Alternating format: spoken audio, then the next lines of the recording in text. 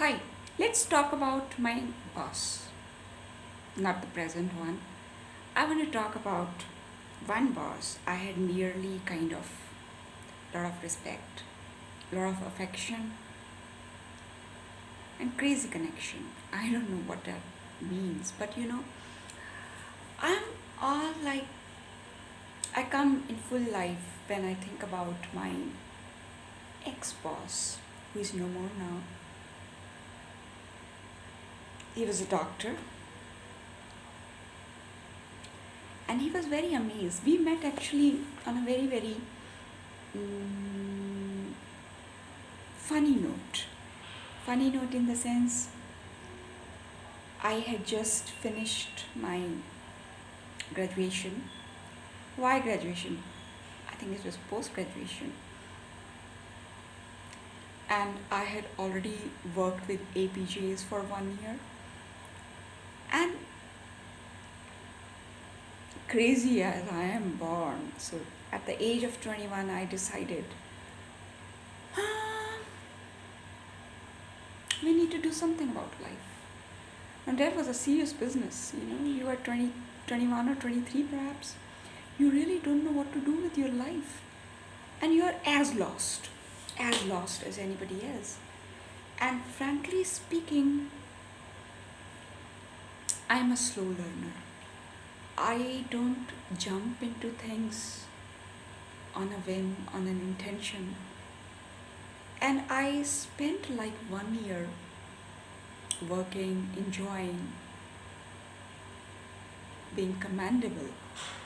And then one day I decided, no, I don't want to teach. That came to me as a shock. So, what do you do? I mean, you are trained to do that. Education is your domain. What the hell do you want to do with your life?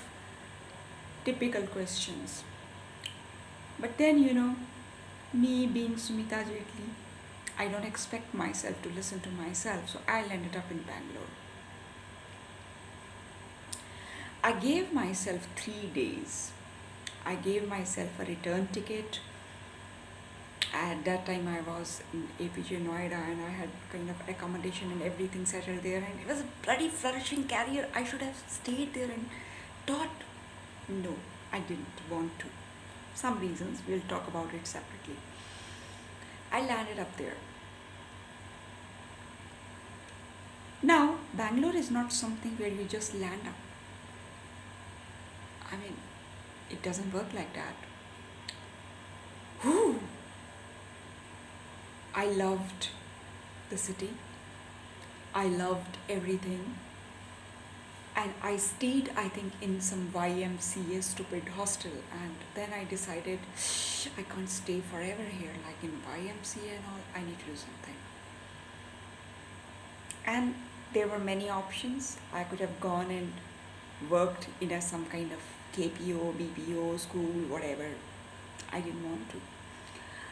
I wanted to spend that time learning something, unlearning something, and whether it meant like falling behind few years, I thought that was my chance to understand myself, and I wanted to give it a full go.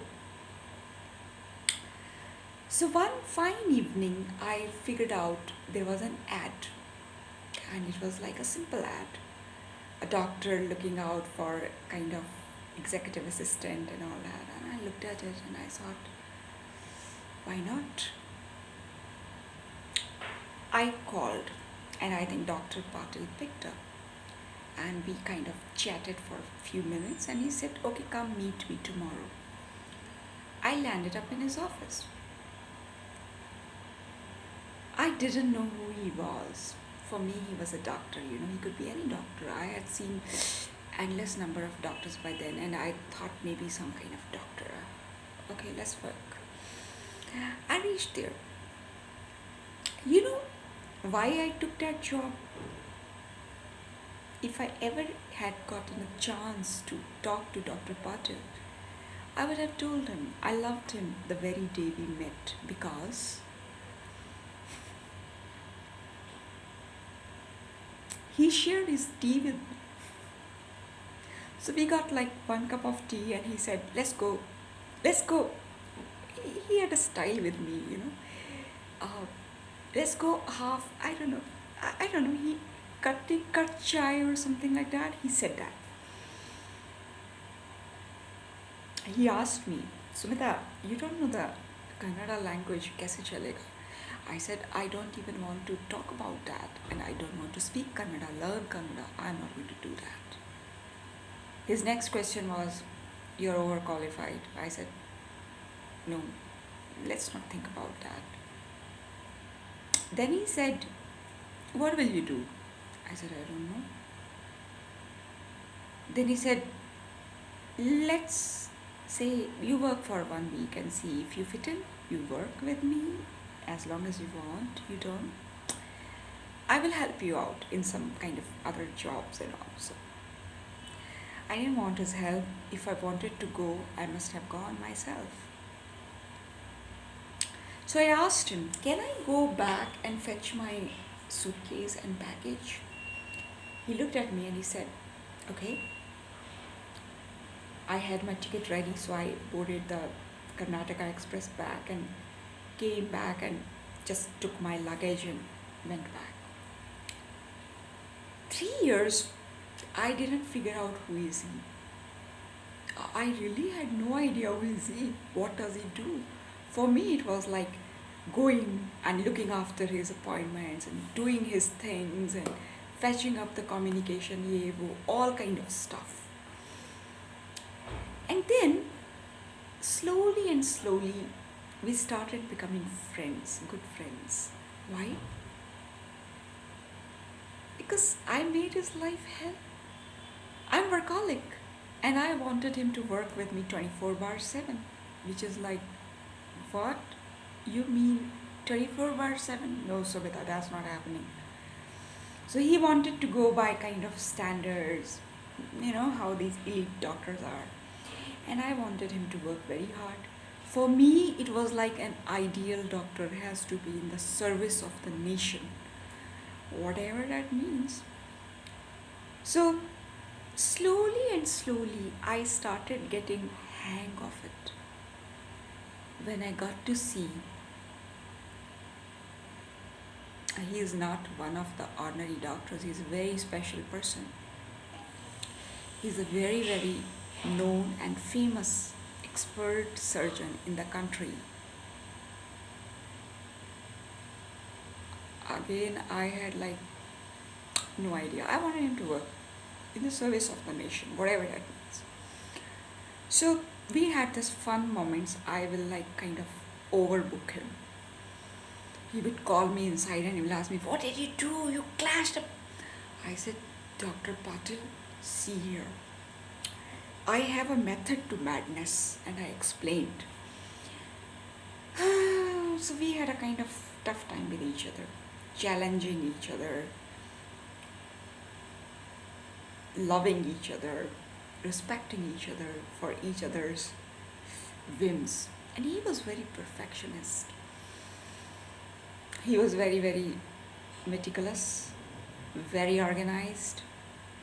He was a darling, darling person. And I was super meticulous then because I thought that it's my responsibility because he is in the service of the nation. That was how I used to think.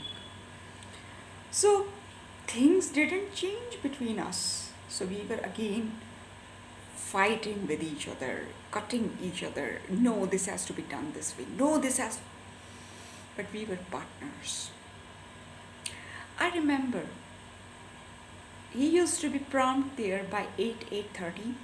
We used to work 8:30 till 1, and then he will go away, and then he will come back 3, and I will be just there.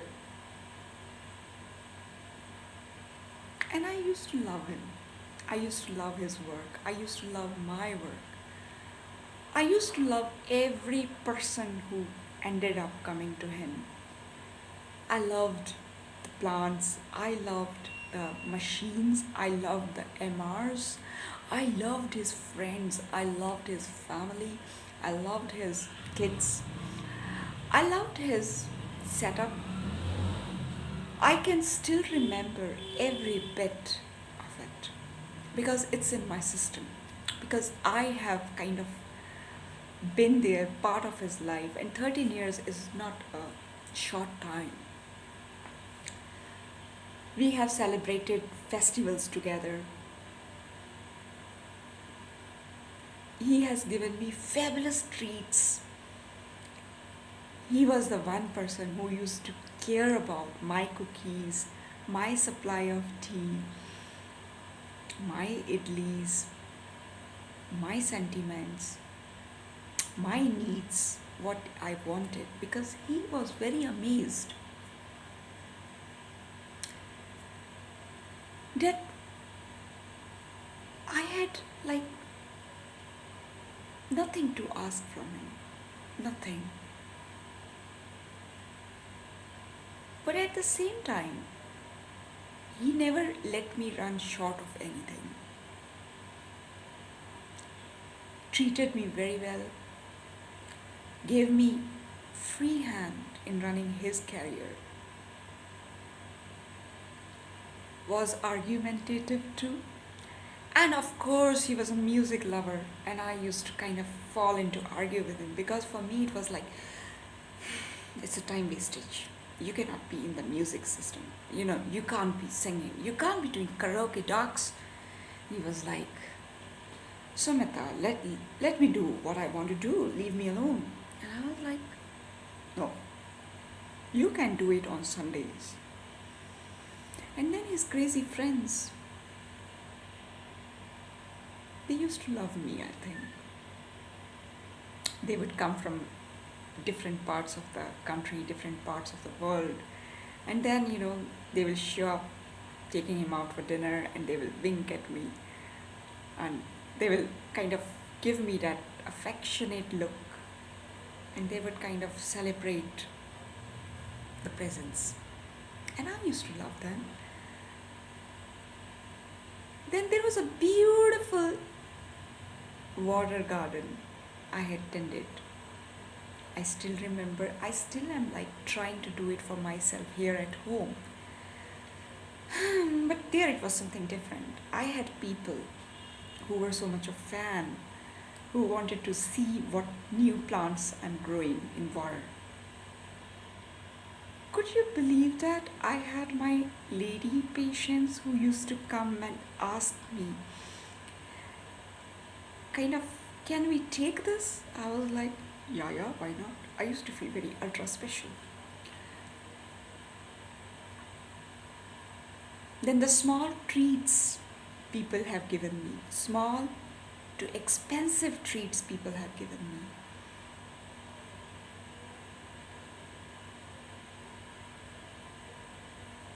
And most importantly,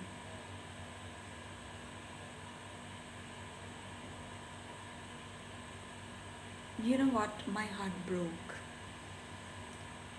After Dr. Patil left, I learned how to be celebrating people in your life.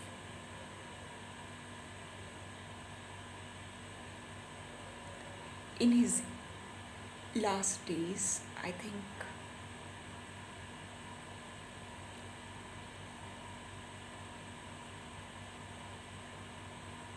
we had our last chat. I was leaving for Srinagar and he asked me, are you not coming? Come back.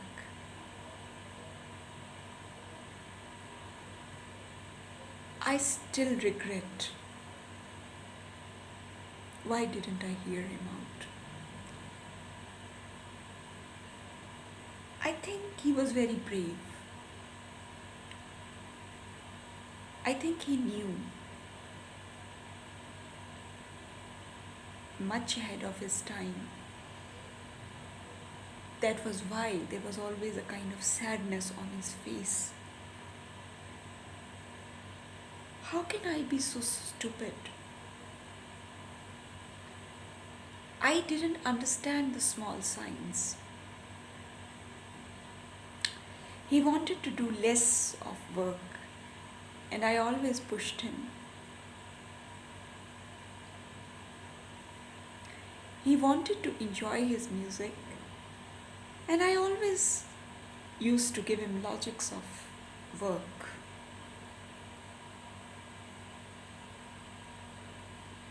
Then he called me, and my Srinagar was very important. I had to go there. And you know what? I spoke about this with him in Jan or maybe Feb.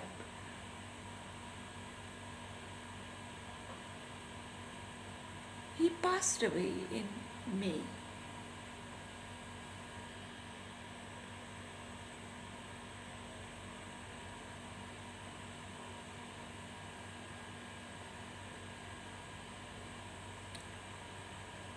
I remember the day my dear friend Sudhir, I think he happened to call me because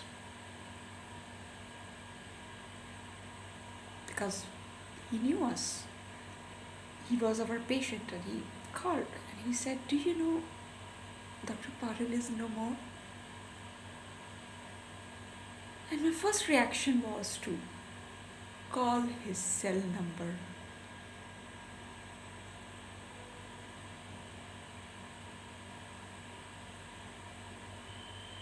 Just to check that this is all false.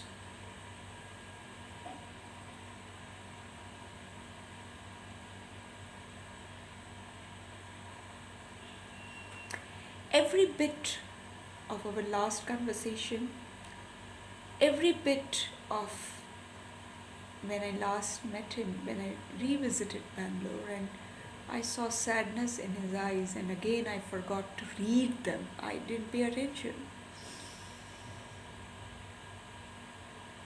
I think we people are very busy when we start living our lives. We forget to look at the sentiments of the other people till it is too late. And then you know what? We sit down, we miss them, and then we try to cover it up with our tributes, obituaries, remembrances, things like that. But they don't come back. They definitely don't come back. So what I learned from Dr. Patil was, don't hold back. Cheer. Smile. In your kindness, never fail anyone.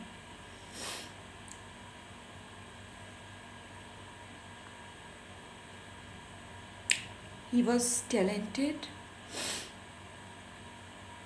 He was a gentleman. He was a fatherly figure in my life. And I loved him. I figured that out only when he went away. And then I realized the vacuum.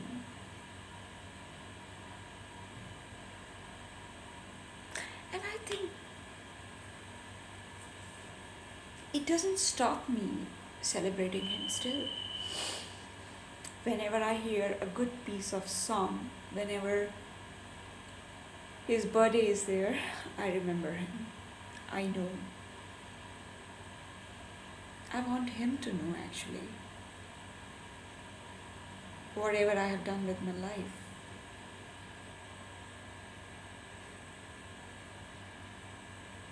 I wanted to tell him now.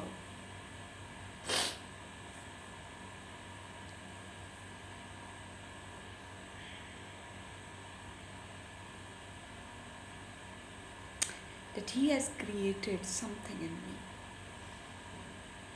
which is unshakable, which is much maturer,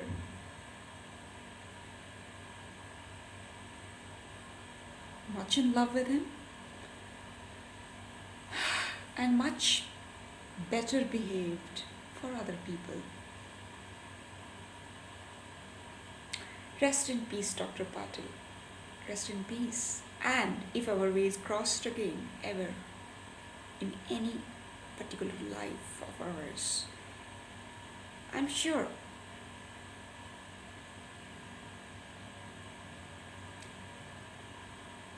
I would love to serve you again, work for you again. You be my boss who would spoil me. You be my boss who would be very, very demanding at work, who will teach me values, who will teach me perfection, humility, and joy. He had always a smile on his face. And that was another thing which I loved about him. And we had a lot of fun moments also. Our favorite fun moment was when I would crib about his club associations. I was like, because I used to kind of check out his finance stuff, and I used to tell him, Ducks, what are you doing with these memberships? Why do you need them? You don't even go there. Resign. I was like, what? You want me to resign from Turf Club, Bangalore Club and all? Yes, you should. You don't even go there. Oh my God, after 3 years working with him, and then he one day asked me, did you still want me to resign from there? And I like smiled at my foolishness. I wanted to hold his hand and say, yes, I do want. Because I don't want to be not any more crazy than you know me or than you had known me earlier. So, another thing which I missed the most today was our singing sessions. Oh my God, he used to do riyaz. And after work, he would like tell me to get out of his clinic. Not literally, but get out of his way. And I was like, no, I have to stay out. I have things to do. You do riyaz, whatever you want. And there were few people, very close friends of ours, even some very close patients also. They used to ask me, where's the doctor? And I used to say, in his singing sessions. Thinks he's Muhammad Rafi. So yeah, so one day he ended up calling me inside and he said, let's sing a duet. And I remember I picked a very, very difficult song which I was not sure I would be able to sing, but yeah. Which one was that? Meri Awaaz Hi Pehchane, and we sang very well together. I miss him. I miss his water bottle which he used to keep next to him. I miss his glasses which he used to kind of take them and put it in his packet, and then he will talk to me stylish. I miss him when I would look at the computer. I miss him when I would look around the sofas. I mean, it all makes me remember his setup, his way of doing things. I'm glad he's the part of my life. He's a piece of my life, and he stays inside me, in my being, in my memories, in my what I have become. Well, so let's smile. And I think this 24th June, we will mark his birthday. Much love.